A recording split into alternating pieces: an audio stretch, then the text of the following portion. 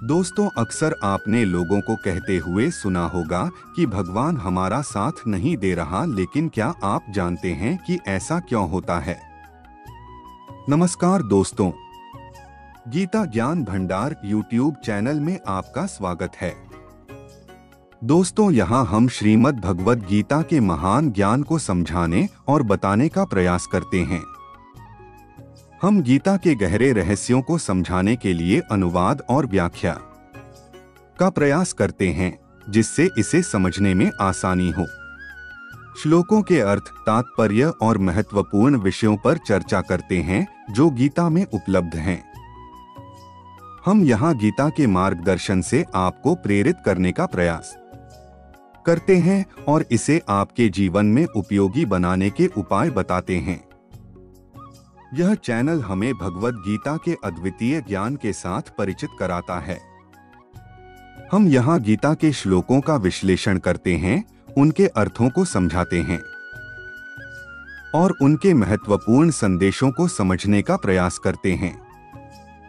हमारा उद्देश्य यह है कि गीता के गहरे अर्थों को सरल भाषा में व्याख्यान करके आप इसे अपने जीवन में उतार सकें और आध्यात्मिक सफलता की दिशा में आगे बढ़ सकें। तो आज ही गीता ज्ञान भंडार यूट्यूब चैनल को सब्सक्राइब करें और गीता के महत्वपूर्ण संदेशों से रूबरू हों। भगवान साथ क्यों नहीं देते हैं? जबकि कई लोगों को आपने यह भी कहते सुना होगा कि ईश्वर मेरे साथ हैं। दोस्तों, भगवान सिर्फ उन्हीं की मदद करते हैं जिनके कर्म अच्छे होते हैं, जिनके कर्म का उद्देश्य अच्छा होता है और जो दूसरों को सुख पहुंचाने के लिए काम करते हैं। दोस्तों, धन्ना जी का जन्म एक सामान्य किसान परिवार में हुआ था। इनके पिताजी खेती करते थे और गायों का पालन किया करते थे। एक दिन धन्ना जी के परिवार के कुलगुरु, जिनका नाम था पंडित त्रिलोचन, वे तीर्थ यात्रा करके लौटे थे और कुछ दिनों के लिए धन्ना जी के घर पर रुक गए। पंडित त्रिलोचन जी शालिग्राम भगवान की सेवा किया करते थे। वह बड़े भाव से भगवान शालिग्राम की सेवा करते थे, उनको पोस्ट पर चढ़ाते, उन्हें भोग लगाते और भगवान को भोग लगाने के बाद ही वह भोजन ग्रहण करते थे। बालक धन्ना पंडित जी को यह सब करते हुए देखता था। उसे भगवान की सेवा बड़ी अच्छी लगती थी। जब पंडित जी भगवान की सेवा करते तो धन्ना को बड़ा ही सुकून मिलने लगता। कुछ दिनों के बाद जब पंडित जी जाने लगे, तब बालक धन्ना पंडित जी से शालिग्राम भगवान के लिए जिद करने लगा, कहने लगा कि मुझे ठाकुर जी चाहिए। परंतु पंडित जी अपने ठाकुर जी छोटे से बालक को कैसे दे सकते थे? धन्ना जी को उनके माता पिता ने बहुत समझाया, परंतु धन्ना जी नहीं माने। अंत में लोगों ने पंडित जी से कहा कि यह तो बालक है, इसे शालिग्राम जैसा कुछ और देकर के बहला फुसला दो। अगले दिन पंडित जी नदी में स्नान करने गए। वहां से वह एक गोल मटोल थोड़ा बड़ा सा काले रंग का पत्थर ले आए। अन्ना जी के पास आकर बोले, मैं तुम्हें अपने ठाकुर जी को दे दूंगा, लेकिन मेरे पास दो ठाकुर जी है, बड़े ठाकुर जी और छोटे ठाकुर जी। तुम्हें कौन से ठाकुर जी चाहिए? धन्ना जी ने झट से जवाब दिया, मुझे तो बड़े ठाकुर जी चाहिए। पंडित जी भी यही चाहते थे। तब पंडित जी ने धन्ना जी को वह बड़ा काला हर बड़े ठाकुर जी बताकर दे दिया। अब ठाकुर जी को पाकर धन्ना जी बहुत प्रसन्न हो गए, बड़े खुश हो गए। वह बड़े भाव से उनकी सेवा करने लगे। जब धन्ना जी गाय चराने खेतों की तरफ जा तो ठाकुर जी को अपने साथ ले जाते। धन्ना जी की माँ ने उनको बाजरे की रोटी, सागर, चार और गुड़ खाने के लिए दिया। अब धन्ना जी ने भी निश्चय किया कि वह भी पंडित जी की तरह ही ठाकुर जी को जब तक भोग नहीं लगाएंगे और जब तक ठाकुर जी को खिला नहीं लेंगे, तब तक वह खुद भी भोजन नहीं करेंगे। धन्ना जी जब खेत में पहुंचे तो प्रेम से ठाकुर जी को पुकारकर कहने लगे कि ठाकुर जी, जब तक आप भोग नहीं खाएंगे तब तक मैं भी भोजन नहीं करूंगा। धन्ना जी ने निश्चय किया कि जब तक ठाकुर जी प्रकट होकर भोग नहीं लगाते, वह भी भोजन का एक टुकड़ा भी ग्रहण नहीं करेंगे। जब ठाकुर जी ने भोग नहीं लगाया तो धन्ना जी ने शाम को वह रोटी गाय को खिला दी। 3 दिन तक ऐसा ही चलता रहा। न ठाकुर जी भोग लगाते और न धन्ना जी भोजन करते हैं। चौथे दिन की बात है, धन्ना जी की माता फिर से रोटी लेकर आई। अब धन्ना जी खेतों में जाकर जोर जोर से होने लगे और ठाकुर जी से गुहार लगाने लगे। वो बोले, आप तो बड़े ठाकुर जी हैं, आपको तो लोग रोज 56 प्रकार का भोजन खिलाते होंगे, परंतु मैं तो बालक हो 3 दिन से भूखा हूँ और परेशान है कि आपको मुझ पर दया भी नहीं आती। मुझ पर दया करके ही थोड़ा सा भोग लगा लो, जिससे मैं भी कुछ खास को, क्योंकि पंडित जी ने कहा था कि आपको खिलाए बिना मैं कुछ नहीं खा सकता, इसीलिए पहले आप लो, इसके बाद ही मैं खाऊंगा। धन्ना जी के भोलेपन से की गई प्रार्थना को सुनकर भगवान श्री कृष्ण साक्षात प्रकट हो गए। अपने ठाकुर जी को देखकर धन्ना जी बहुत प्रसन्न हो गए। उन्होंने ठाकुर जी को मां की दी हुई बाजरे की रोटी, साग और गुड़ खाने को दे दिया। ठाकुर जी बड़े चाव से रोटी खाने लगे। 4 रोटी में से 2 रोटी ठाकुर जी ने खा ली। अब ठाकुर जी तीसरी रोटी खाने लगे। तब धन्ना जी ने उनका हाथ पकड़ लिया और कहा, सारी रोटियां आप ही खा जाएंगे क्या? मुझे भी तो भूख लगी है, तो मैं कैसे खाऊंगा? मैं तो 4 दिनों से भूखा हूँ, मैंने कुछ भी नहीं खाया है। 2 रोटी आपने खा ली, अब 2 रोटी मेरे लिए छोड़ दो। इसके बाद ठाकुर जी मुस्कुराने लगे और बची हुई 2 रोटियां धन्ना जी ने खाई, जो ठाकुर जी ने छोड़ी थी। अब तो उनका यह रोज का नियम बन गया था। धन्ना जी जब भी गाय चराने जाते तो भोजन खेत में जाकर ठाकुर जी के साथ ही करते थे। एक दिन ठाकुर जी ने ना जी से कहा कि तुम रोज मुझे रोटी खिलाते हो, मैं मुफ्त में रोटी नहीं खाना चाहता था, मैं तुम्हारा कोई काम कर दिया करूंगा। धन्ना जी ने कहा, मैं तो बालक हो, केवल गाय ही हो, मैं आपको क्या काम बता सकता है? तब ठाकुर जी ने कहा कि मैं तुम्हारी गाय ही चढ़ा दिया करूंगा। उस दिन के बाद से ठाकुर जी धन्ना जी की गाय चराने लगे।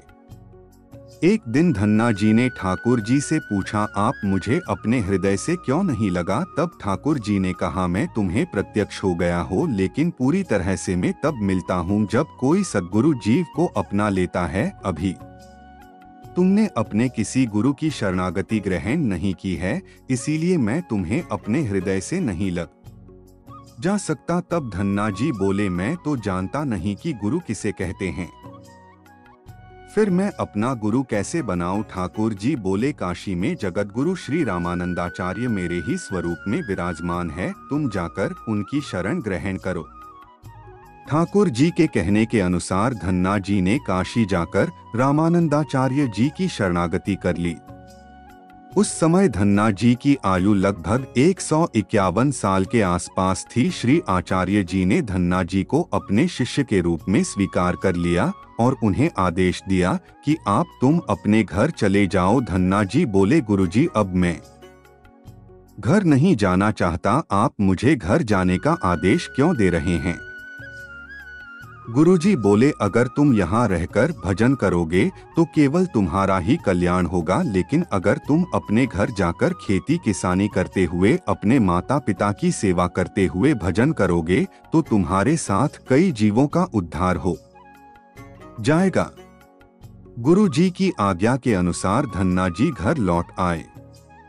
इसके बाद जैसे ही धन्ना जी घर पहुंचे, ठाकुर जी ने उन्हें अपने हृदय से लगा लिया। इसके बाद धन्ना जी खूब संतों की सेवा करने लगे। जब भी उनके गांव में कोई साधु संत आता, धन्ना जी उन्हें अपने घर में ले आते और बड़े प्रेम से उनकी सेवा करते, उन्हें भोजन खिलाते। संतों की सेवा करने के कारण अब उनके घर दूर दूर से साधु संत आने लगे। धन्ना जी सभी का बड़े प्रेम से सत्कार करते और उन सभी को भोजन खिलाते। एक दिन की बात है, धन्ना जी के पिता ने धन्ना जी से कहा कि देखो भाई, हम लोग गृहस्थ है, यदि महीने में एक आध बार कोई साधु आ जाए तो हम उसकी सेवा भी कर दें और उन्हें भोजन भी करवा दें, लेकिन तुम्हारी इन साधुओं से ऐसी दोस्ती हो गई है कि हर दूसरे दिन कोई न कोई साधु चला आता है और अपने साथ 1-2 और को भी ले आता है। यह ठीक नहीं है। हम अपनी खेती बाड़ी का काम करें या इन साधुओं की सेवा करें तुम तो अभी बालक हो, कुछ कमाते नहीं हो, तुम्हारा पालन पोषण भी हम ही करते हैं और ऊपर से तुम साधुओं को बुलाला हो। इस प्रकार इन निठल्ले साधुओं की सेवा करना ठीक नहीं है। इसलिए एक बात कान खोलकर सुन लो। आज के बाद यदि तुम किसी भी साधु को लेकर घर आए तो मैं तुम्हें घर में नहीं घुसने दूंगा।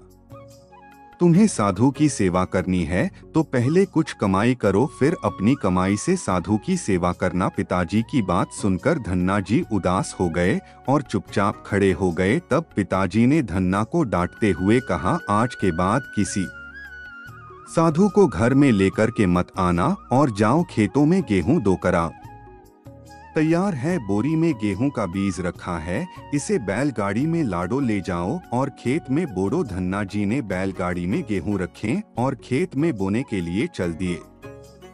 धन्ना जी थोड़ी ही दूर चले थे कि उन्हें मार्ग में कुछ साधुओं की टोली आती दिखाई दी। धन्ना जी ने बैलगाड़ी से उतरकर उन साधुओं को साष्टांग प्रणाम किया। संतों ने धन्ना जी को आशीर्वाद दिया और पूछा, बेटा इस गांव में धन्ना जी का कौन सा घर है? सुना है वह जगत गुरु रामानंदाचार्य के शिष्य हैं और बहुत छोटी सी उम्र में उन्होंने भगवान के दर्शन प्राप्त कर लिए हैं। हम भी उनके दर्शन करना चाहते हैं। यह सुनकर धन्ना जी संकोच में पड़ गए और वह हाथ जोड़कर बड़ी विनम्रता से बोले, महाराज मुझे ही लोग धन्ना भगत कहते हैं। संत बोले, भगवान ने बड़ी कृपा की, हम जिनसे मिलने आए थे वहीं मिल गए।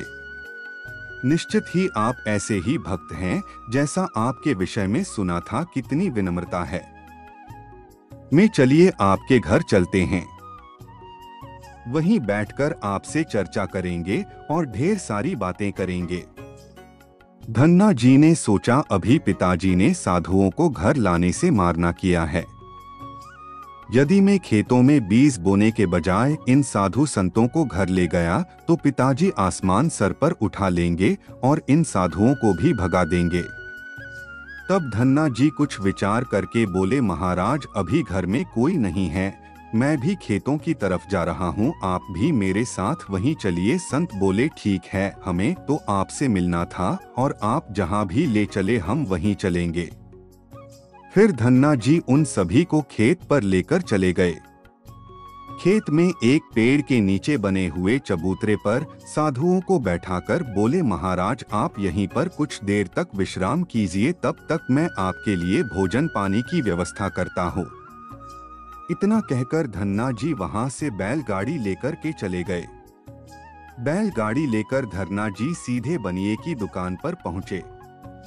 वहां पर उन्होंने बैलगाड़ी में जो भी बीज गेहूं खेत में बोने के लिए रखे था उसे बनिए को बेच दिया और उसी से दाल चावल और जो भी खाना बनाने वाला सामान था सब खरीद लिया। सामान लेकर धन्ना जी खेत पहुंचे। वहां पर संतों के साथ मिलकर बहुत बढ़िया दाल चावल और प्रसाद बनाया। भगवान को भोग गाने के बाद बड़े प्रेम से संत और धन्ना जी ने बैठकर भोजन किया। इसी बीच भगवान की चर्चा भी होती रही। संतों को भोजन करवाने के बाद बड़े प्रेम से धन्ना जी ने उनको विदा कर दिया।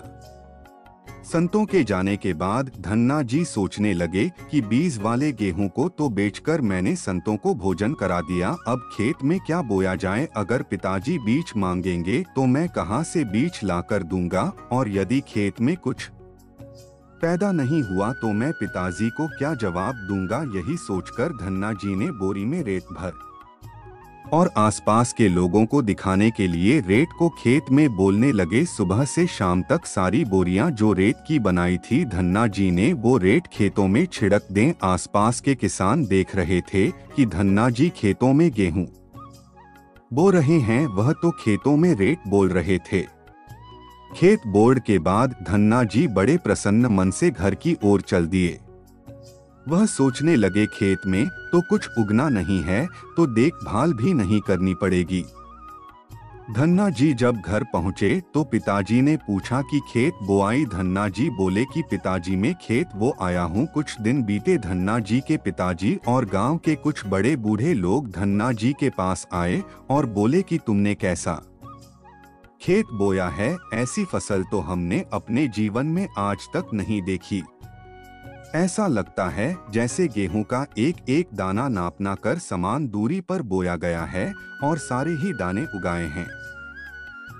इतनी सुंदर फसल तो हमने आज तक नहीं देखी। यह सब तुमने कैसे किया? धन्ना जी सोचने लगे कि साबुन को ताने मार रहे हैं, खेत में कुछ होगा नहीं होगा, इसीलिए ऐसी बातें कर रहे हैं। तब धन्ना जी ने आश्चर्यचकित होकर स्वयं खेत पर जाकर देखा तो बड़े ही आश्चर्यचकित हो गए। उन्होंने देखा कि जिस खेत में उन्होंने रेत बोई थी वहां पर फसल उगाई है और एक सुंदर फसल उन्होंने भी कभी नहीं देखी थी। फसल को देखकर धन्ना जी को भगवान की कृपा का एहसास हुआ और उनकी आंखों से आंसू निकाल आए। धन्ना जी जोर जोर से रोने लगे। जब धन्ना जी के पिता और अन्य गांव वालों ने रोने का कारण पूछा तब धन्ना ने रोते हुए सारी घटना कह सुनाई। धन्ना जी बोले, पिताजी, जब आपने संतों को घर ले आने के लिए मना किया था और खेत बोने के लिए गेहूं दिया था, उसी दिन मुझे मार्ग में कुछ संत मिले थे। मैं उन संतों को अपने घर नहीं लाया और खेत पर ही ठहरा कर जो गेहूं मैंने बीज बोने के लिए लिए थे वह सब बनिए की दुकान पर बेचकर संतों को भोजन करवा दिया। इसके बाद मैंने लोगों को दिखाने के लिए खेत में रेत को बोल दिया। फिर यह फसल कैसे हो गई यह मुझे नहीं मालूम। धन्ना जी की बात सुनकर उनके पिताजी की आंखों में आंसू आ गए और बोले, मेरा धन्य भाग्य जो मेरे घर में ऐसे पुत्र ने जन्म लिया। आज के बाद हम तुम्हें रोकेंगे नहीं, खूब साधु को बुला संतों की सेवा करो, हम तुम्हें अब कभी मना नहीं करेंगे। आज से मैं भी भगवान की भक्ति किया करूंगा और तुम्हारे साथ संतों की सेवा करूंगा। इसके बाद धन्ना जी और उनके परिवार वाले खूब संतों की सेवा करने लगे। कुछ समय बाद धन्ना जी की उगाई हुई फसल को काटने का समय आ गया। उस समय उतने की आकार की खेती से 50 गुना ज्यादा गेहूं निकला। यह गेहूं इतना ज्यादा था कि उसे रखने तक की जगह नहीं बची थी। गांव के सभी लोग धन्ना जी की फसल देखकर आश्चर्यचकित हो गए। अब धन्ना जी और उनका परिवार अपनी क्षमता के अनुसार खूब संत की सेवा और भगवान की भक्ति करने लगे। उनके घर हमेशा साधु संतों की भीड़ लगी रहती था। अब धन्ना जी जब भी खेतों में फसल बोते हर बार ऐसे ही फसल होने लगी। अब धन्ना जी अपने गांव के बड़े किसान बन गए। गांव के सभी लोग धन्ना जी को चमत्कारी संत मानने लगे और उनके खेतों की मिट्टी को भी चमत्कारी मानने लगे। अब जिन लोगों के खेतों में पर्याप्त फसल नहीं होती तो वह लोग धन्ना जी के खेतों की मिट्टी ले जाकर अपने खेतों में छिड़क लेते, जिससे उनकी फसल भी होने लगी। चारों तरफ धन्ना जी की जय जयकार होने लगी। एक बार भगवान ने धन्ना जी की परीक्षा लेनी चाहिए। धन्ना जी के गांव में अकाल पड़ गया। धन्ना जी बड़े किसान थे, उनके पास बहुत खेती थी और अन्न के भंडार भरे थे। अकाल के कारण उनके गांव और आसपास के क्षेत्र के ब्राह्मण, संत, गरीब और जरूरतमंद लोग धन्ना जी के पास मदद की उम्मीद से आने लगे। धन्ना जी भी उन्हें दोनों हाथों से भंडार लुटाने लगे। कभी कोई जरूरतमंद उनके घर से खाली हाथ नहीं लौटता। धीरे धीरे धन्ना जी का अन्न भंडार समाप्त होने लगा, परंतु धन्ना जी ने निश्चय किया कि जब तक उनका सामर्थ्य है वह किसी भी जरूरतमंद को नहीं करेंगे और सब कुछ बेचकर लोगों की मदद करेंगे। धन्ना जी की संत सेवा से प्रसन्न एक दिन उनके पास संत के भेष में स्वयं ठाकुर जी आ गए। उन्होंने धन्ना जी को तुम्बाग मंडल बना करके दिया और कुछ लौकी के बीज दिए और कहा कि धन्ना जी इन बीजों को अपने खेत में बो दो और जब इनकी फसल पक जाए तो उनसे जो भी प्राप्त हो उसे लोगों की सेवा में खर्च कर देना। धन्ना जी ने ऐसा ही किया। संत की आज्ञा से उन्होंने तुम्बा के बीज खेतों में बो दिए। गांव के लोग कहने लगे, लगता है धन्ना जी पागल हो गए हैं, ऐसे भीषण अकाल में फसल बो रहे हैं और वह भी तो बाकी, यह तो केवल कमंडल बनाने के काम में आता है। ऐसी फसल यदि भी गई, पैदा भी हो गई तो उसका क्या फायदा होगा। कुछ दिन बाद तुम बाकी फसल उगाई। सभी लोग आश्चर्य करने लगे कि ऐसे भीषण अकाल में बिना पानी के कोई फसल कैसे उग सकती है। कुछ ही दिनों में धन्ना जी का खेत हरा भरा हो गया। इसी बीच धन्ना जी जरूरतमंदों की सेवा करते रहे। धन्ना जी ने अपना सारा अन्न भंडार सेवा दान में लगा दिया। उनके घर में जो भी फसल के बीज रखे थे वह भी सब उन्होंने संतों को भोजन के लिए दान कर दिया। अब उनके पास अपने परिवार के गुजारे लायक भी अन्य नहीं बचा था। गांव के लोग कहने लगे, बड़ा मूर्ख है जो सारा अन्य लुटा दिया, अपने परिवार के लिए कुछ भी नहीं रखा और इसने फसल में बोया भी तो तुम्बाजी से कोई खामी नहीं सकता। धन्ना जी को लोगों की बातों से कोई फर्क नहीं पड़ा। वह तो भगवान का नाम लेते रहते और लोगों की मदद करते रहते थे। एक दिन ऐसा आया जब धन्ना जी के खेतों में लगी फसल पक गई। उनके खेत में बड़े बड़े तुम के फल दिखे रहे थे। धन्ना जी ने सोचा, अब दान करने को तो कुछ है नहीं, अब इन तुम से कमंडल बनाकर संतों को दिया करेंगे। धन्ना जी खेतों में लगे। सभी तुम बाकी के फलों को तोड़कर घर ले आए। घर आकर जैसे ही उन्होंने एक टुंडा को कमंडल बनाने के लिए काटा, उन्होंने देखा कि तुम बाहर मोटी जवाहरात और कीमती रत्नों से भरा हुआ था। तुम्बा को कीमती रत्नों से भरा हुआ देखकर वह आश्चर्यचकित रह गए। उनके पास तो तुम्बा की पूरी फसल थी। उन्होंने देखा सभी तुम्बा फलों में ऐसे ही कीमती रत्न भरे हुए थे।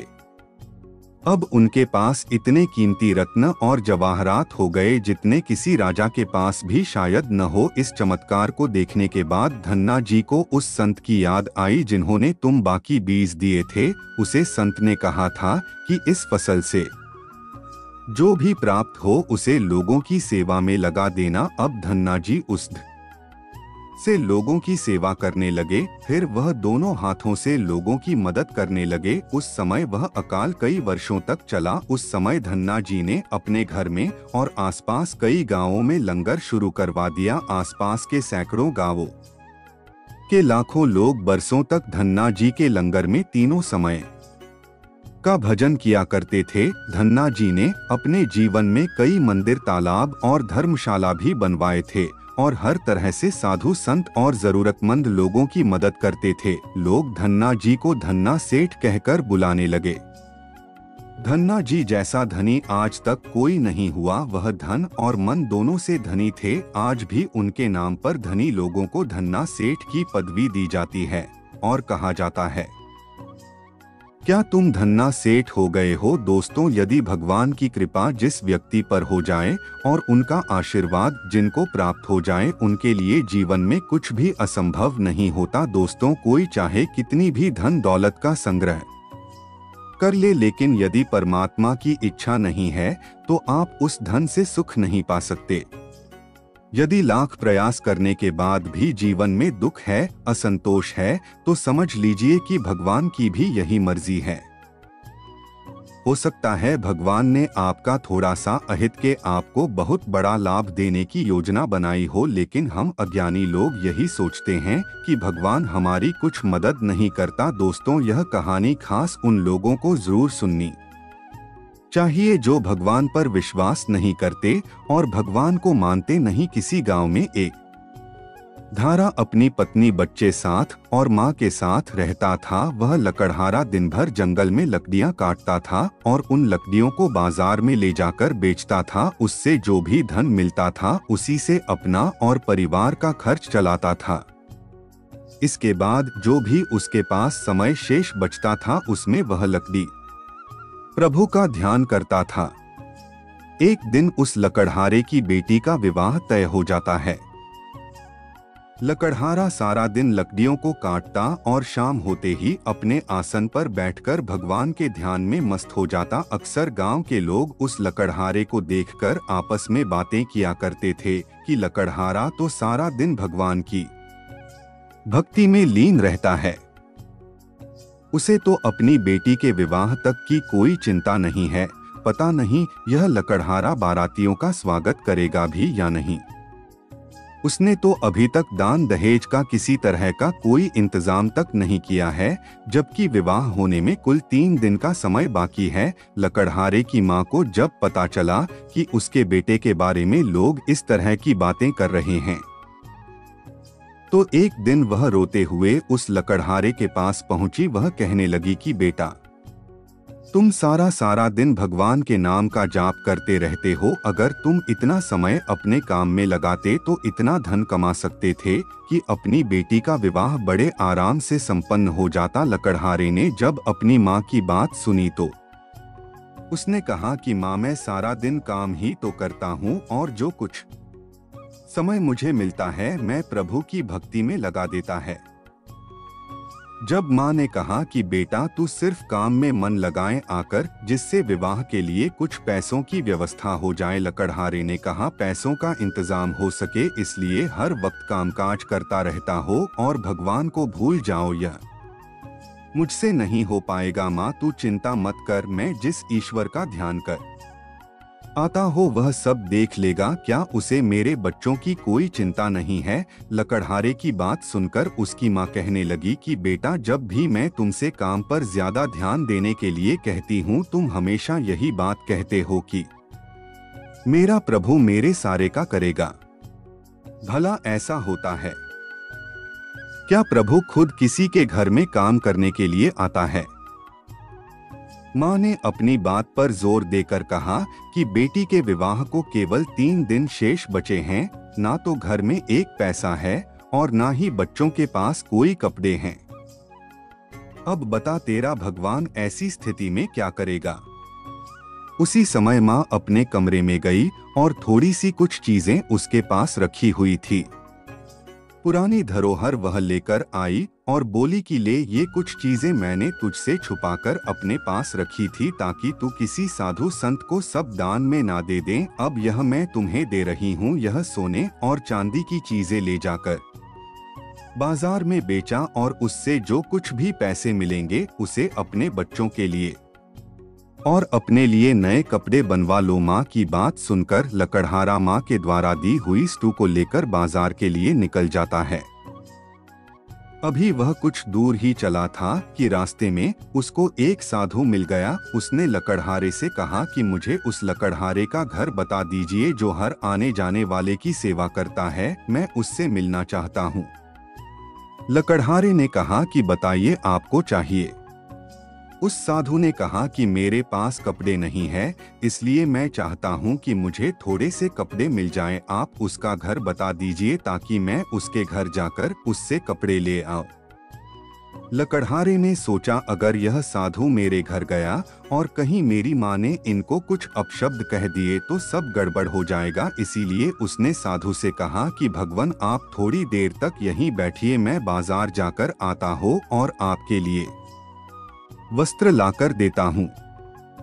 वह लकड़हारा बाजार गया और अपनी माँ के द्वारा दी हुई जो भी वस्तुएं भी उनको बेचकर उससे कपड़े लिए और लाकर के उस संत को दे दिए। लकड़हारे ने साधु को सारे कपड़े तो दे दिए पर रास्ते में सोचने लगा कि अब मैं घर जाकर अपनी माँ को क्या जवाब दूंगा, मेरे पास तो एक भी पैसा नहीं है। लकड़हारे ने विचार किया कि अब वह घर ही नहीं जाएगा और वह जाकर गंगा के किनारे बैठकर भगवान का ध्यान करने लगा। ईश्वर की भक्ति में लीन हो गया। वह भगवान के आगे विनती करने लगा और कहने लगा कि हे प्रभु, मैंने सारी जिंदगी तुम्हारे भरोसे पर ही काटी है और मैंने हमेशा लोगों से कहा है कि भगवान पर भरोसा रखो। जो भगवान पर भरोसा करता है प्रभु उसके सारे काम करता है।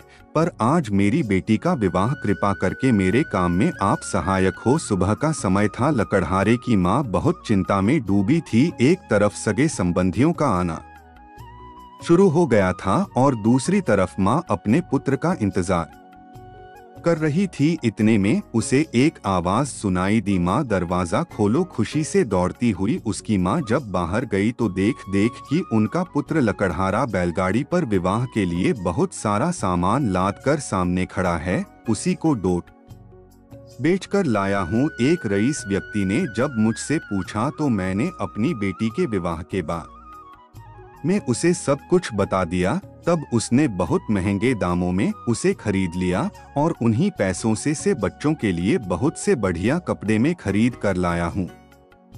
बेटे की बात सुनकर माँ हैरान होकर सोचने लगी कि मेरे बेटे के पास बादशाहों वाले कपड़े कहाँ से आए, जरूर किसी से इसमें कर्ज लिया होगा। उन्होंने लकड़हारे से कहा कि हमने सारी जिंदगी लकड़ी का काम किया है, आज तक इतने पैसे नहीं कमाए, सिर्फ इतनी सी वस्तु बेचने से तुम्हें इतने पैसे कैसे मिल गए?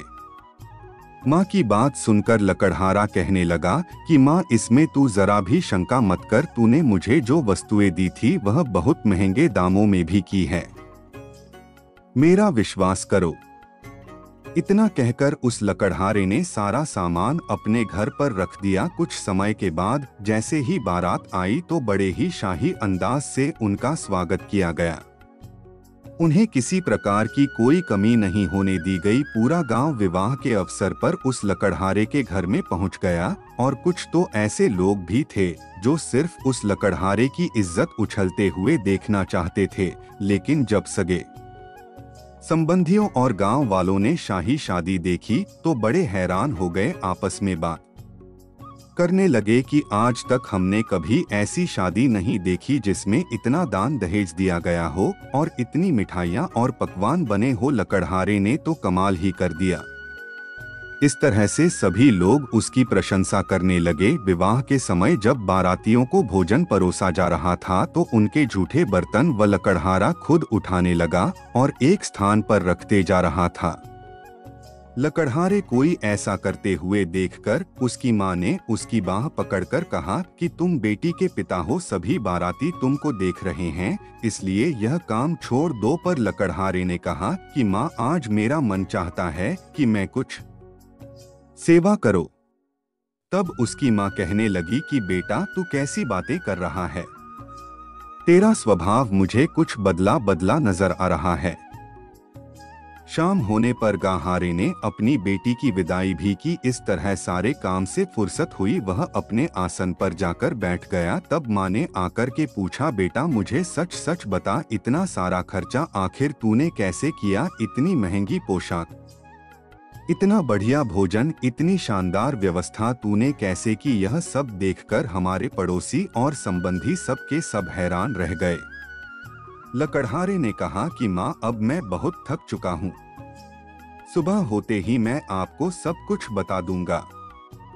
सारी रात माँ यही सोचती रही और चिंतित थी कि उसका बेटा कुछ बदला बदला नजर आ रहा है। पहले तो उसने मुझसे कभी कोई बात नहीं छुपाई और न ही मैंने उसके पास कभी इतने पैसे देखे, और अचानक से आज मेरा बेटा इतना धनवान कैसे हो गया? इस तरह से सोचते सोचते जब दिन निकला तो माँ अपने बेटे के कमरे में गई। वहां अपने बेटे को न पाकर उसे ढूंढने लगी, पर लकड़हारे का कोई पता नहीं था। जब माँ ने सगे संबंधी से अपने बेटे के बारे में पूछा तो वह कहने लगे कि तुम रात को अपने बेटे से बहस तो कर रही थी, हो सकता है कि वह कहीं नाराज हो गया हो और अपने घर से कहीं चला गया हो। माँ को याद आया कि उसका बेटा जब नाराज होता है तो गंगा नदी के तट पर चला जाता है। माँ दौड़ी दौड़ी गंगा नदी के पास पहुँचती है। वह देखती है कि उसका बेटा चुपचाप सिर झुकाए हुए शांत मुद्रा में बैठा हुआ है। माँ ने जोर से हिलाकर कहा कि बेटा, तुमने अपनी बेटी इतना शानदार विवाह किया और अब तू मेरी छोटी सी बात का बुरा मानकर घर से चला आया। आखिर मैं तेरी माँ हूँ। मेरे मन में अगर कोई दुविधा है तो क्या तुझसे से पूछने का भी मुझे कोई अधिकार नहीं है?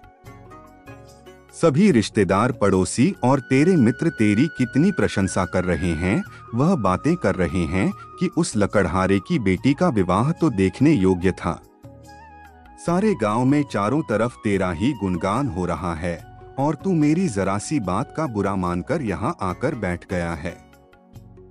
ऐसी बातें सुनकर वह लकड़हारा हैरान हो गया। वह एकदम से उठ खड़ा हुआ और पूछने लगा कि माँ, मैं तो मन ही मन अपने आप को धिक्कार हुआ। 3 दिन से घर नहीं गया, यहीं पर बैठकर ध्यान लगा रहा हूँ। मैं नहीं समझ पा रहा हूँ कि मेरी बेटी का आखिर विवाह कैसे हो गया। माँ भी हैरान होकर के कहने लगी, पुत्र, सारा विवाह तो तुमने खुद अपनी उपस्थिति में किया है। बैलगाड़ी में सारा सामान तो खुद खरीद कर लाया था। अपने हाथों से अपनी बेटी का कन्यादान तूने किया है, तो फिर अब ऐसी अजीब सी बहकी बहकी बातें क्यों कर रहा है? ने कहा, बेटा, अगर तुम मुझसे नाराज है तो पहले घर चल, वहीं चलकर मैं तुझसे पूरी बात करूंगी। इस तरह लकड़हारा अपनी माँ की बात मानकर अपने घर की तरफ चल पड़ा। रास्ते में कुछ लोग उसकी तारीफ कर रहे थे कि ऐसी शादी तो आज तक किसी ने नहीं देखी, न तो किसी ने इतना दाम नहीं दिया और न ही किसी ने इतनी सारी मिठाई और पकवान बनवाए। लकड़हारा सोचता जा रहा था कि कहीं वह लोग मेरा मजाक तो नहीं बना रहे हैं। घर पहुंचते ही वहां का नजारा देखकर वह बिल्कुल हैरान हो गया। उसका पूरा घर चमचमा रहा था। लकड़हारा सोचने लगा, जब मैं 3 दिन से घर आया ही नहीं तो मेरी अनुपस्थिति में इन सब के अनुसार घर में फिर कौन था जो मेरा ही रूप बनाकर सारा काम करके चला गया। लकड़हारे ने अपनी माँ से कहा कि माँ, मुझ पर विश्वास करो, मैं तो 3 दिन से घर आया ही नहीं। तूने मुझे जो चीजें सोने चांदी की बेचने के लिए उसे मैंने बाजार में बेचा तो था, पर मैंने रास्ते में किसी साधु के मांगने पर उन्हें कपड़े खरीद कर दे दिए थे। इसके बाद जब मेरी जेब में 1 पैसा भी नहीं बचा तो मैं फिर किस तरह से अपने घर को आता और बेटी के ससुराल वालों को क्या जवाब देता। मैं तो पिता होने के नाते अपना फर्ज भी नहीं निभा सका। तब माँ ने कहा, याद कर बेटा, जब तू कल बारातियों के झूठे बर्तन उठा रहा था तो मैंने तेरा हाथ पकड़कर काम करने से तुझे मना किया था। क्या तुझे यह भी याद नहीं है? इतना सुनकर लकड़हारे की आंखों में आंसुओं की धारा बहने लगी। उसे सारी बात समझ में आ गई कि मेरी जगह मेरा रूप धारण करके खुद परमात्मा घर मेरे आए थे, मेरे प्रभु मेरे घर आए थे। फिर वह सोचने लगे कि वह भगवान कितना दयालु है, जो अपने सेवक की इज्जत बचाने के लिए खुद सेवक बनकर अपने भक्त के घर खुद काम करने के लिए चला जाता है। इस तरह अपने भक्तों की रक्षा करता है। माँ ने पूछा, बेटा, अगर वस्तु नहीं था तो कौन था जो तेरे रूप में सारा काम संभाल गया? लकड़हारे ने अपनी माँ की बात सुनी तो कहने लगा, माँ, तू अक्सर मुझसे गुस्सा होकर कहती थी कि इतनी भक्ति करके क्या मिलेगा? क्या प्रभु भी किसी के काम खुद करने आते हैं?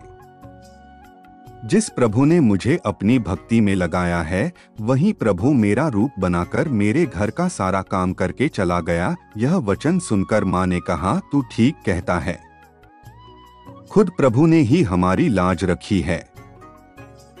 इतना कहकर उसकी माँ की आंखों से आंसुओं की धारा बहने लगी। दोस्तों, इंसान निस्वार्थ भाव से यदि भगवान की भक्ति करता है तो फिर भगवान ऐसे भक्तों को कभी मुसीबत में फंसने नहीं देते। भगवान हमेशा अपने भक्त की मदद करते हैं। भगवान तो सबकी मदद करते हैं, लेकिन जिस तरह से एक पिता के लिए उसका कोई एक विशेष पुत्र प्यारा होता है और जो उसका कहना मानता है, उसकी आज्ञा का पालन करता है, उसी तरह से जो भगवान को जितना याद करता है, भगवान पर जितना विश्वास उसका होता है, भगवान से जितना वह प्रेम करता है, उतना ही भगवान भी उससे प्रेम करते हैं, मिलते हैं। श्री कृष्ण कहते हैं, जो कुछ भी होता है अच्छे के लिए होता है। कभी कभी विपरीत परिस्थितियां हमारी वर्तमान स्थिति को बेहतर बनाने के लिए आती है। मन चंचल है, यह इधर उधर भागता है और किसी भी काम में एकाग्रता का दुश्मन है। लेकिन अगर यह किसी व्यक्ति के बस में है तो इससे अच्छा कोई मित्र नहीं है। इसीलिए मन को एकाग्र करना आवश्यक है और मन को एकाग्र करने के लिए बस थोड़े प्रयास और अभ्यास की आवश्यकता है।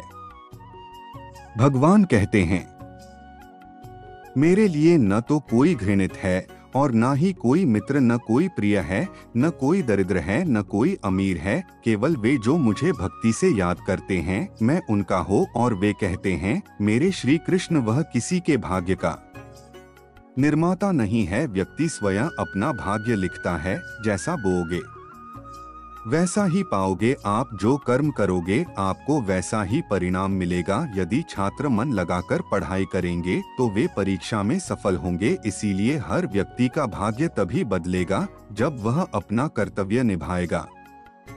धर्म और संशय से परे जब भगवान आपसे प्यार करते हैं, करते हो तो सब कुछ प्यारा लगता है। श्री कृष्ण कहते हैं, कभी किसी को खेत में खेती करते देखा है? वह उसे सा जाता है, चाहे उस पर कुछ भी बीत जाए। वह खेत की फसल को पशु पक्षियों से बचाता है, लेकिन वह एक चीज का सबसे खास होता है, ख्याल रखता है कि खेत में खरपतवार ना उगने पाए, क्योंकि एक खरपतवार खेत की पूरी फसल को नष्ट कर सकता है। उसी तरह अगर परिवार का कोई बच्चा बीमार हो जाए तो वह पूरे परिवार को नष्ट कर देता है। इसलिए बच्चों के पालन पोषण में विशेष ध्यान देने की जरूरत है, क्योंकि बच्चे ही वह फसल है जो परिवार का भविष्य महान बना सकते हैं या परिवार का पतन भी कर सकते हैं। श्री कृष्ण कहते हैं, व्यक्ति को हमेशा बुराई से दूर रहना चाहिए। अगर कोई बुरे कर्म करता है तो आपको उस कर्म को अपने जीवन में ही भोगना पड़ता है। जैसे बछड़ा झुंड में भी अपनी मां को ढूंढ लेता है, वैसे ही आपके कर्म का फल आपको हजारों की भीड़ में भी ढूंढ लेगा। भगवान कण कण में छोटे से छोटे प्राणी के हृदय में भी बसते हैं। उस जीव को डोट कष्ट देने से भगवान को कष्ट होता है, अर्थात जो जीव श्री कृष्ण का दास बन जाता है उसे कष्ट देकर आप अपने भगवान को कैसे खुश देख सकते हैं।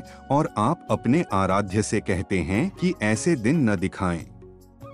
जो व्यक्ति केवल कृष्ण का दास बनकर ही अपने जीवन को सफल बनाने की कामना करता है कि यदि वह अपने स्वभाव से भिन्न हो जाए, अर्थात चुप, मौन और उदास रहने लगे, तो समझ लीजिए कि उसके हृदय में पीड़ा है। पीड़ा ने उसे कमजोर बना दिया है। जिस व्यक्ति के पास सारी संपत्ति है, धन और वैभव होने पर भी यदि वह संतुष्ट नहीं है तो उस धन का कोई मतलब नहीं है, क्योंकि वह व्यक्ति सदैव असंतुष्टि की स्थिति में रहता है। जिस व्यक्ति में संतोष है वह थोड़े में भी संतुष्ट रहता है। जब आप कोई बुरा कार्य करते हैं या अच्छा कार्य करते हैं तो आपको लगता है कि कोई नहीं देख रहा है, लेकिन आप यह क्यों भूल जाते हैं कि आप जो भी कर रहे हैं ईश्वर की नजर हमेशा आप पर रहती है। इसीलिए आपको यह नहीं सोचना चाहिए कि आप ईश्वर ही है हमेशा आपके साथ हैं। कहते हैं मन के हारे हार है और मन के जीते जीत, अर्थात जिस प्रकार सकारात्मक विचार सफलता की ओर ले जाते हैं, उसी प्रकार नकारात्मक विचार असफलता के मार्ग की ओर ले जाते हैं। क्योंकि जैसा हम सोचते हैं वैसे ही हम बन जाते हैं और हमारे विचारों के माध्यम से ही हमें नकारात्मक और सकारात्मक परिणाम मिलते हैं। इसीलिए हमेशा अपनी सोच को डोट सकारात्मक रखें। मनुष्य ही एकमात्र प्राणी है जो कम करता है, इसलिए कम करना प्रत्येक व्यक्ति का धर्म भी है। धर्म करने वाला व्यक्ति ही कर्मवीर कहलाता है। इसलिए खाली बैठने से अच्छा है कम करना। श्री कृष्ण कहते हैं कि अगर आपको याद नहीं है कि ताले की कौन सी चाबी ताले को डोट खोल सकती है, फिर भी आप ताले को खोलने का प्रयास करते रहते हैं, फिर भी वह ताला नहीं खुलता है। अधिकतर लोग ऐसी स्थिति में अपनी उम्मीद खो देते हैं। उन्हें लगता है कि चाबी कहीं खो गई है और वे परेशान हो जाते हैं, गुस्सा करते हैं। लेकिन उस समय धैर्य रखें, क्योंकि गुच्छे की आखिरी चाबी ताले को खोल सकती है। कुल्हाड़ी का आखिरी बार पेड़ों को काट सकता है, लेकिन क्या वास्तव में ऐसा होता है कि कुल्हाड़ी का आखिरी बार पेड़ों को काट देता है और आपको आपका लक्ष्य प्राप्त करा देता है? नहीं, केवल आपके निरंतर प्रयास ही आपको सफलता दिलाते हैं। जब आपका मन निराश हो जाए तो दोगुने उत्साह के साथ अपने काम में जुट जाएं, क्योंकि खुला बहता पानी केवल कठिन परिश्रम ही ठोस चट्टान को काट सकता है। सफलता का मूल है कठिन परिश्रम, प्रयास और आशा। श्री कृष्ण कहते हैं कि आपको अपना जीवन पूरे धैर्य और ईश्वर पर विश्वास के साथ जीना चाहिए। लोग अक्सर सच बोलने से बचते हैं या डरते हैं, लेकिन सच कभी छिप नहीं सकता, इसे कभी में उठाया नहीं जा सकता। चाहे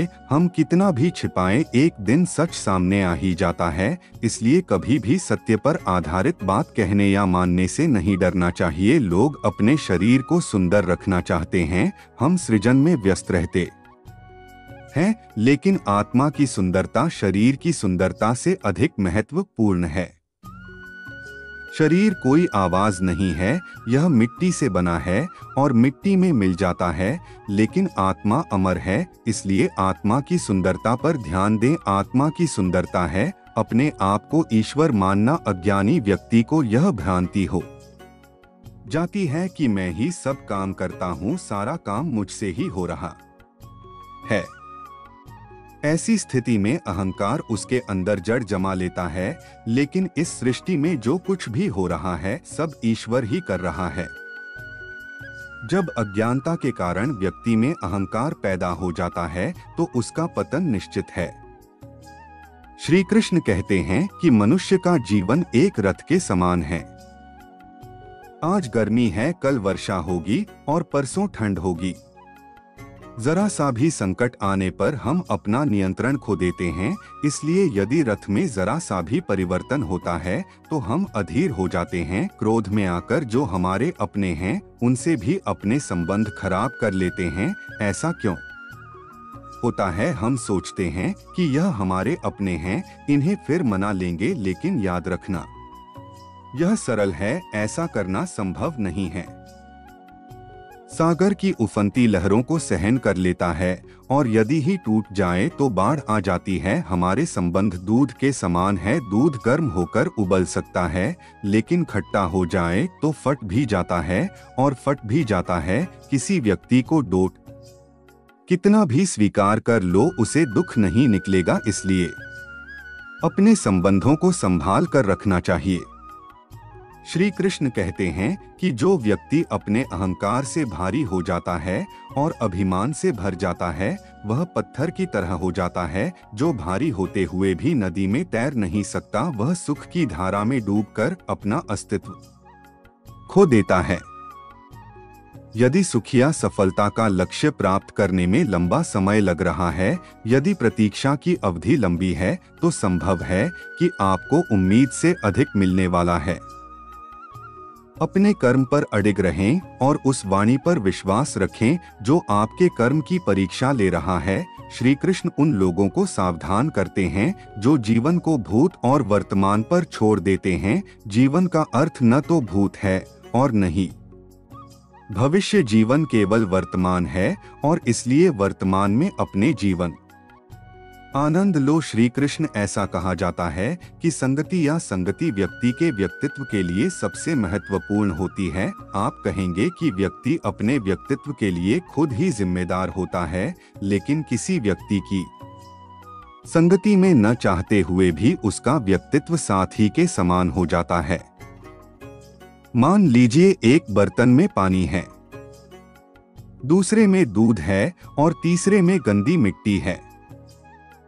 अगर हम इस पानी को दूध में मिला दें तो यह पानी दूध बन जाता है, और अगर हम इस पानी को गंदे कीचड़ में मिला दें तो यह कीचड़ बन जाएगा। ऐसी कोई तरकीब नहीं है कि बिना पानी के मिश्रित दूध में या रसोई में अपना अस्तित्व बनाए रखें या उनसे दूर रहें, और यही बात मनुष्य जीवन में भी होती है। अगर कोई गुणवान व्यक्ति की संगति में बैठेगा तो लोग उसके बारे में क्या सोचेंगे? गुणवान व्यक्ति ही सम्मान का पात्र माना जाएगा, और अगर कोई गुणवान व्यक्ति की संगति में जाता है तो उसे भी अनादर मिलता है।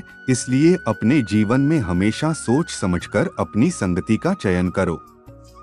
श्री कृष्ण कहते हैं जो करना हो करो, लेकिन लोभ से नहीं, अहंकार से नहीं, वासना से नहीं, ईर्ष्या से नहीं, बल्कि प्रेम, करुणा और भक्ति से करो। श्री कृष्ण कहते हैं कि नरक के 3 द्वार है, काम, क्रोध और लोभ। जो व्यक्ति वासना पूर्ण प्रवृत्ति का है, जिसके मन में लोभ है और जो अत्यंत क्रोधी स्वभाव का है, उसके लिए नरक के द्वार सदैव खुले हैं, अर्थात ऐसे व्यक्ति को नरक में ही स्थान मिलता है। मनुष्य सब कुछ चाहता है, लेकिन उसे सब कुछ नहीं मिल पाता। जो नहीं मिला उसके लिए पश्चाताप मत करो, और जो तुमसे छूट गया, जो तुमसे अलग हो गया, उसके लिए निराश मत हो। प्रभु कहा कि मैं सभी जीवों के हृदय में स्थित आत्मा हो, सभी जीवों का आदि, मध्य और अंत में ही हो। समय एक जैसा नहीं रहता। आज दुख है तो कल सुख होगा, और सुख के बाद दुख होना स्वाभाविक है।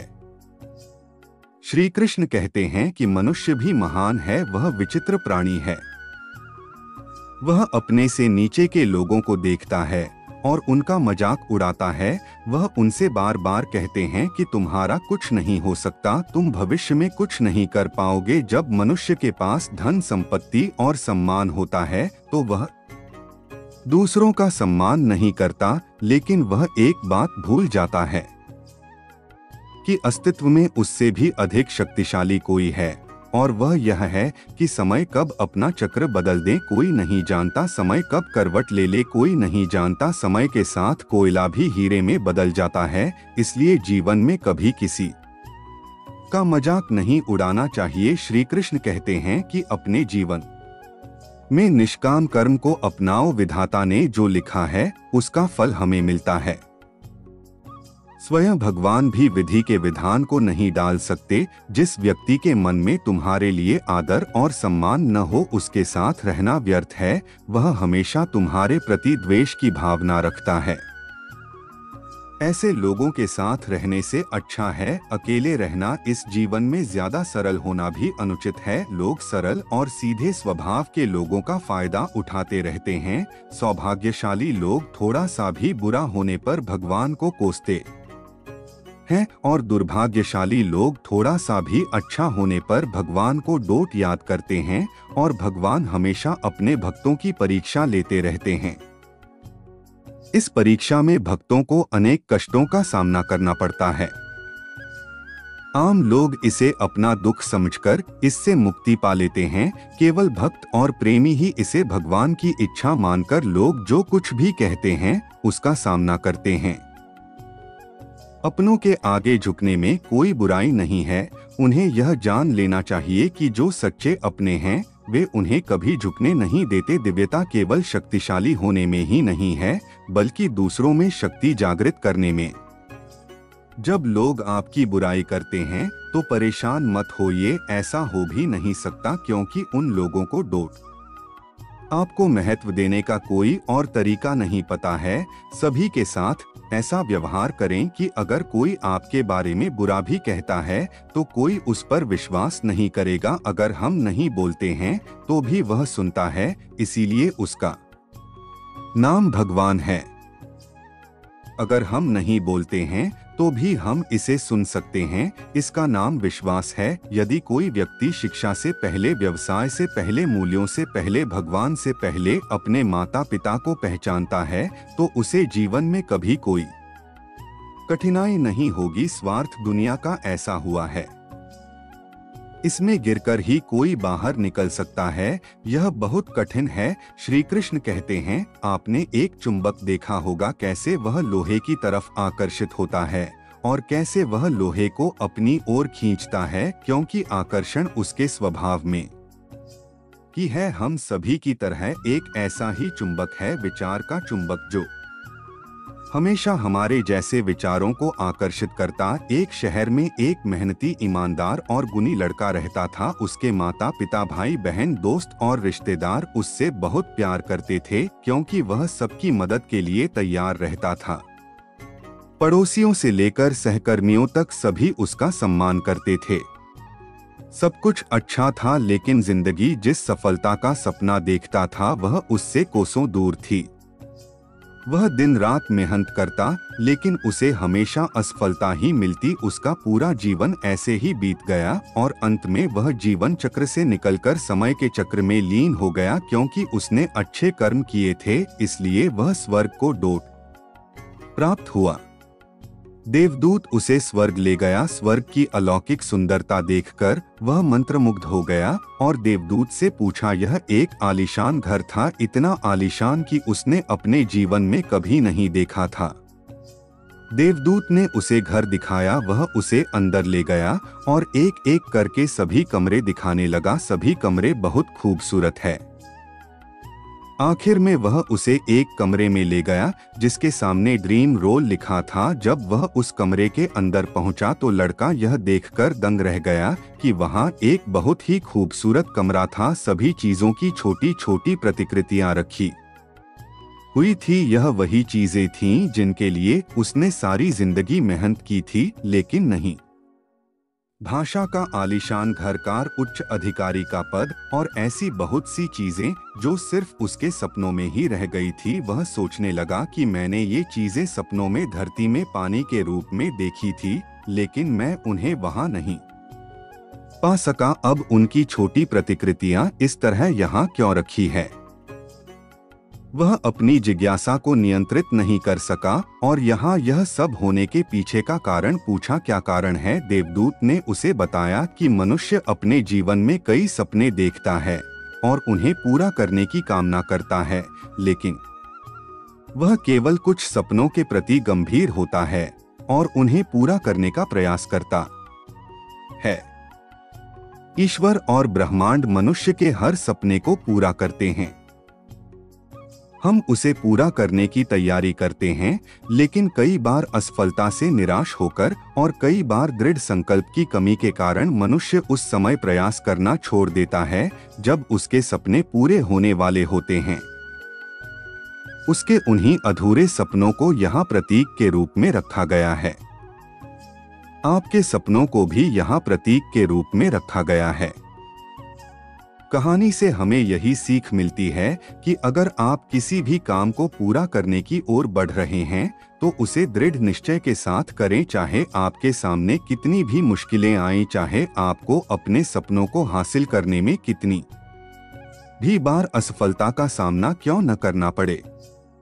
पूरा होने तक उसे पूरा करने की दिशा में प्रयास करते रहेंगे, अन्यथा समय बीत जाने के बाद आपके पास यही पछतावा रह जाएगा कि काश मैंने थोड़ा और प्रयास किया होता। अपने सपनों को अधूरा मत रहने दें। दृढ़ संकल्प और अथक प्रयासों से उन्हें हकीकत में बदलने के बाद ही सांस लें। श्री कृष्ण झाड़ू में हमेशा आपके साथ रहते हैं। जब तक बंधन है तब तक वह कचरा साफ करती है, बंधन खुलते ही झाड़ू खुद कचरा बन जाती है। इसीलिए हमेशा अपनों से बंधे रहो, क्योंकि अनेकता में ही एकता है। श्री कृष्ण कहते हैं कि जो सपने सोते हुए देखे जाते हैं वे पूरे नहीं होते। सपने वही सच्चे होते हैं जिनके लिए आप सोना छोड़ देते हैं। बचपन में नींद आती थी, अब आप बस थक कर सो जाते हैं। कल जो था उसे भूल जाओ, फिर उसे जी कर देखो कि आज क्या है। आने वाला पल अपने आप आएगा, खूब कोशिश करो तो देखिए पछतावा अतीत को नहीं बदल सकता और चिंता भविष्य को नहीं संभाल सकते। इसलिए वर्तमान का आनंद लेना ही जीवन का सच्चा सुख है। अगर आप स्वाद छोड़ देंगे तो शरीर को फायदा होगा और अगर आप विवाद छोड़ देंगे तो रिश्तों को फायदा होगा। इसी तरह अगर आप बेवजह की चिंता छोड़ देंगे तो जीवन हमें फायदा पहुंचाएगा। हर रिश्ते को समय देना चाहिए, क्योंकि कौन जानता है कल हमारे पास वक्त तो हो सकता है पर रिश्ता न हो। मैं कोशिश कर रहा हूँ कि कोई मुझसे नाराज ना हो। मैं जिंदगी में अपनों का साथ न हो, कोई मेरी तारीफ करें तो तुरंत नाचना मत शुरू कर देना। याद रखना तारीफ के पुल के नीचे मतलब की नदी बहती है। परेशानियां हमारे जीवन में यूं ही नहीं आते हैं, उनका आना इस बात का संकेत है कि हमें अपने जीवन में कुछ बदलना है। जिंदगी की सबसे अच्छी बात यही है कि यह हमेशा नहीं रहेगी। दोस्तों, कैसी लगी यह वीडियो आप कमेंट में अवश्य बताइएगा। आपका धन्यवाद गीता ज्ञान भंडार यूट्यूब चैनल देखने के लिए। इस चैनल पर हम भगवद गीता के महत्वपूर्ण विषयों पर विचार करते हैं। अगर आपने अभी तक सब्सक्राइब नहीं किया है तो अभी सब्सक्राइब करें और नए वीडियो का आनंद लें। साथ ही साथ कमेंट बॉक्स में जय श्री कृष्णा लिखना ना भूलें।